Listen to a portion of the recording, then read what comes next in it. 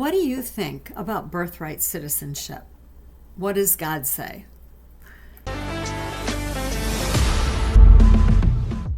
The Supreme Court rejected the administration's attempt to limit birthright citizenship in 2026.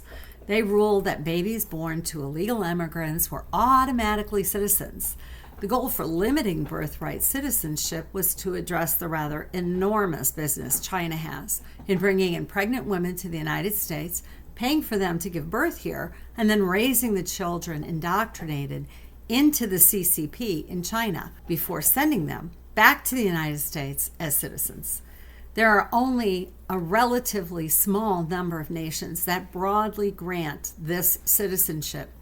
The U.S. has the greatest immigration problem of those countries because people want to come here. Citizenship in a country means you acclimate to the country's culture and claim that country as your own, living under the flag, rules, and laws of that country. So let's flip that and think about the kingdom's citizenship. There's no birthright citizenship to get into heaven.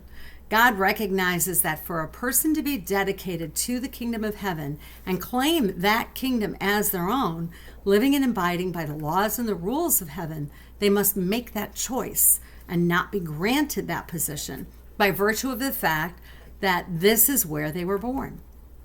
Simply put, birthright citizenship is a security risk.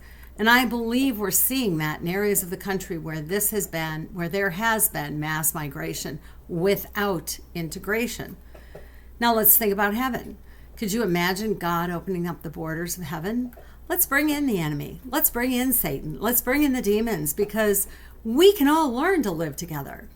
God does not operate a socialist state with open borders to people who worship spiritual beings who are not God. Heaven is a place that you aspire to enter and can easily get in by asking Jesus to be your Lord and Savior and submitting your will to His. The path is well known, but for humans, it requires a sacrifice.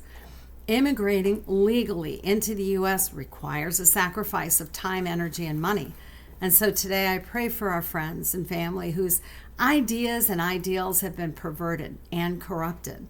I ask that the scales be drawn from their eyes, and even for just a few moments, so they can see what they have agreed to follow and can make a choice to change. And I declare that as Christ followers worldwide, we represent the kingdom of heaven on earth. We are the land of the free and the home of the brave, one nation under God.